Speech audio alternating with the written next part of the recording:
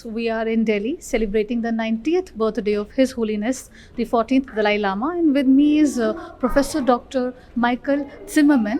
He teaches Indian Buddhist studies at the University of Hamburg. So thank you so much for joining Organiser today. My first question to you is that what brings you to India to celebrate the 90th birthday of Dalai Lama? Well, being a professor for Indian Buddhism, of course, the Dalai Lama has been a very well-known figure worldwide for 90 years now. I think it's quite natural if you have the opportunity and the invitation to be here to join and to take part of this very interesting celebration. Since you teach Indian Buddhism at the University of Hamburg, what kind of students come to you, and what are they seeking if they are coming to Germany to learn Buddhism, especially Indian Buddhism? Yes, so Germany has a long tradition in Indology, Indian studies, and also Buddhist studies, and it used to be mainly German students, but for the last 20 to 30 years we draw more and more students from abroad. First many students from China, but nowadays Indian students are our majority.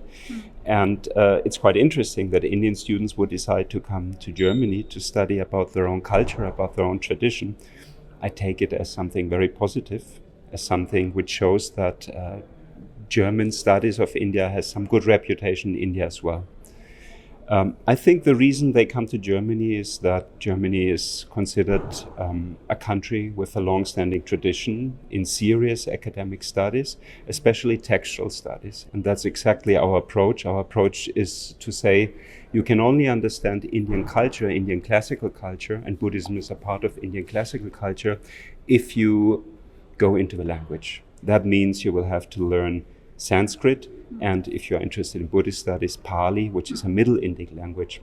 So I think the aim of Indian students deciding to come to Germany to study about Indian Buddhism, it's all done in English now, is to learn more about a different approach to Indian culture, a different approach to Buddhist studies, maybe a little bit different to how you do it here in this country. So when you teach Indian Buddhism to these students, what are the major things that you tell them about Indian Buddhism, about the practices of Indian Buddhism? Indian Buddhism is the root of all Buddhisms. The Buddha was an Indian, so it's always good to go back to the roots if you want to understand one of, I think, what is one of the most fascinating phenomena in the world, right? You have two major sources for Asian cultures, is Chinese culture and Indian culture. But Indian culture, Buddhism got exported to the whole of Asia. So it's one of the maybe most important cultural phenomena in world history.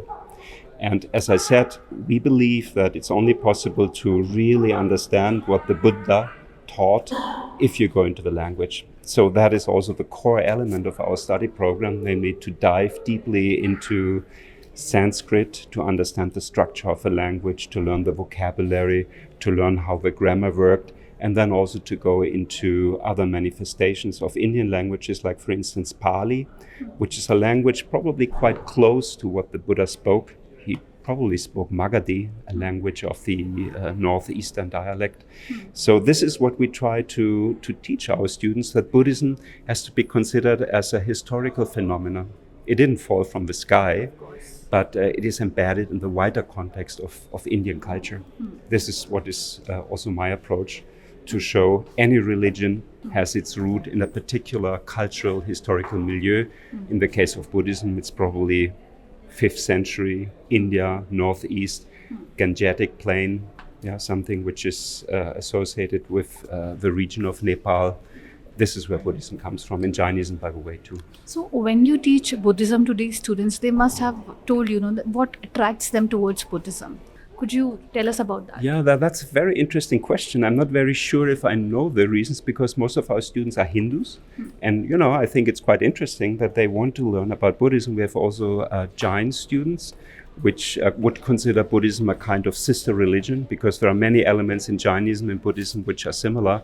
I think it's probably the genuine interest of the students to learn more about their own culture and about the many manifestations of Indian classical traditions. It could be Hindu, and Hindu is a word, it combines many single traditions. It could be Buddhism, it could be Jainism. So I think it's a genuine interest to learn about their own history and their own culture.